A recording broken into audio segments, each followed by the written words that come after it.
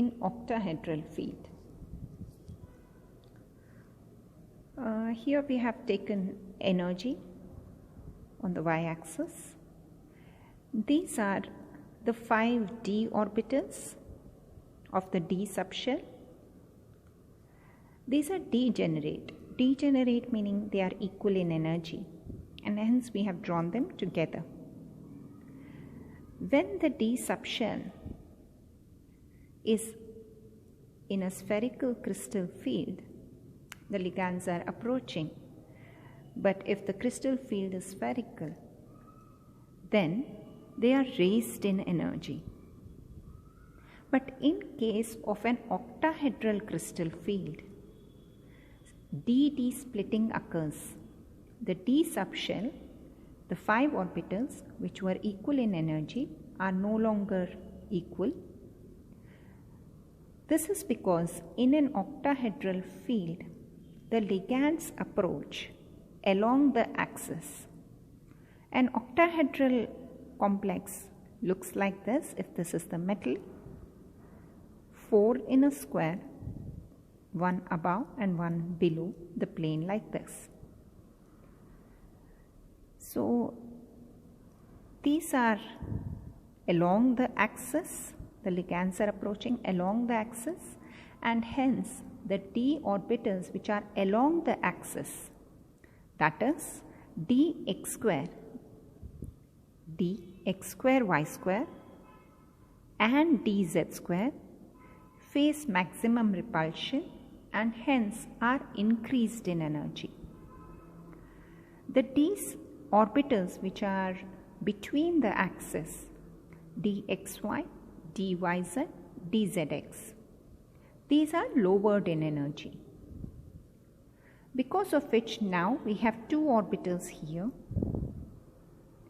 that is dx square and dx square y square and dz square, and we have 3 orbitals here at a lower energy level. This is called as d splitting. The energy difference, here we have plotted energy on the y-axis, so the energy difference between this orbital and these orbitals, this energy difference, is represented as delta O, O standing for octahedral, and it is called as crystal field splitting energy for an octahedral complex. It can also be called as CFSE. The set of 2 orbitals, dx square y square and dz square, is called as EG. The set of 3 orbitals, dxy, dyz and dzx, is called as T2G. So we can also define CFSE or delta O as the difference in energy between EG and T2G. The energy difference between this center, that is from the middle, which is called as barycenter, to this point is 3/5 of delta O, whereas the difference between the barycenter and T2G is 2/5 of delta O. The electrons prefer filling up the lower energy level according to Aufbau's principle. So any electron, one electron, if it's entering, it would prefer to go here. The second electron would prefer to go to the next orbital, lower energy level. Third electron goes here. The fourth electron, where it goes depends upon what type of ligand is it and how much is the crystal field splitting energy. How much is delta O? If delta O is huge, this energy gap is more, then the electron prefers to go here. Fourth electron also prefers to go in a energy level which is less.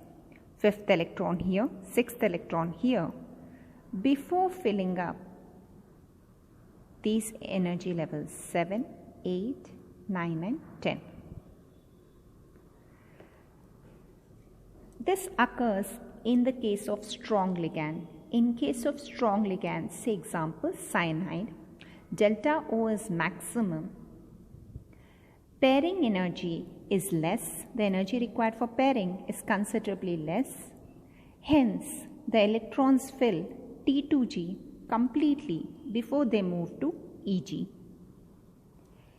In case of weak ligand, if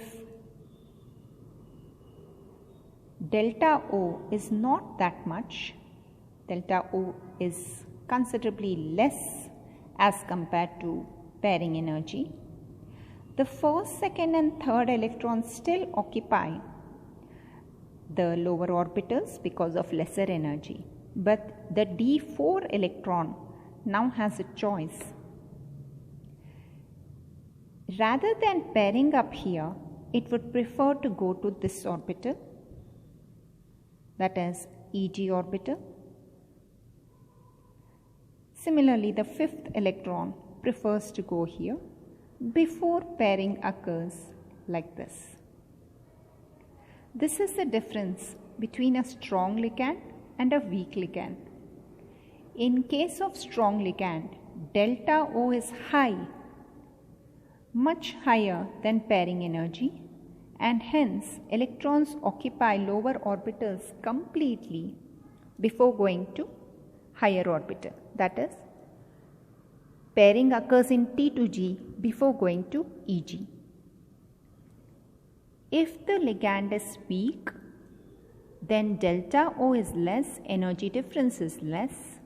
Hence, electrons occupy T2G singly, go to EG, fill it up singly before pairing occurs in T2G and then EG.